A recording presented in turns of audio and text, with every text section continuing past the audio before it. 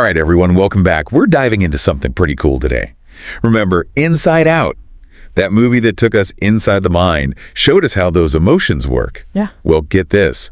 The sequel, Inside Out 2, takes it up a notch. We're talking teenage emotions, people. Get ready for a wild ride. I think it gets complicated. You said it. So there's this scene, right? Actually, a YouTube video broke it down really well, and it's got us thinking. The language they use to bring in these new emotions. Genius. Yeah. Okay, so we're back in Riley's head. She's a teen now, obviously. And those classic emotions, joy, sadness, the whole gang, they're there. But hold on tight because we are about to meet some new players. Buckle up. Right.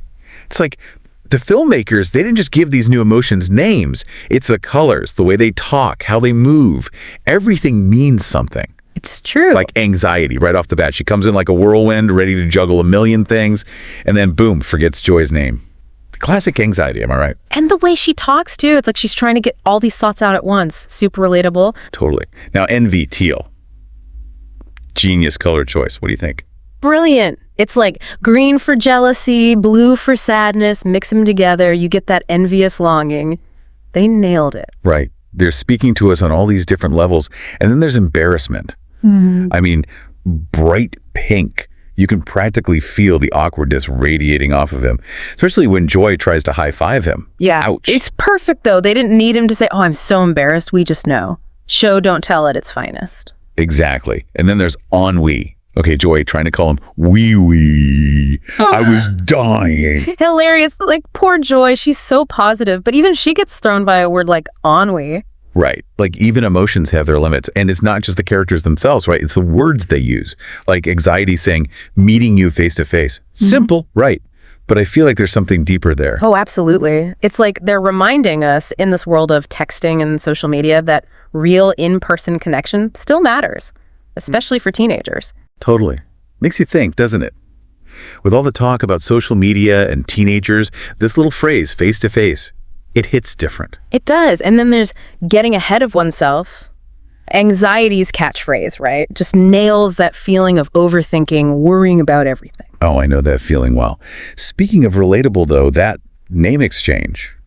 When Joy asks anxiety her name again, cringe. But Joy, she handles it so smoothly. Like a pro. Asking, what was your name again? So much nicer than, I forgot your name. Right? So true. It's amazing how we use language, even in those little moments, to navigate the awkwardness. Exactly. Now, shifting gears for a sec. Jazzed.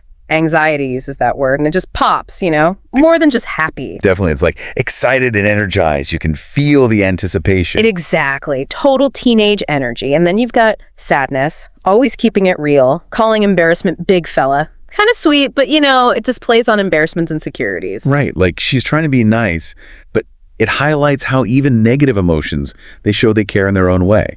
It's true. And it's funny, the filmmakers, they use humor to show these complex relationships between the emotions. It's really clever. It's true. It's like they're showing us that even when it comes to feelings, things aren't always so simple.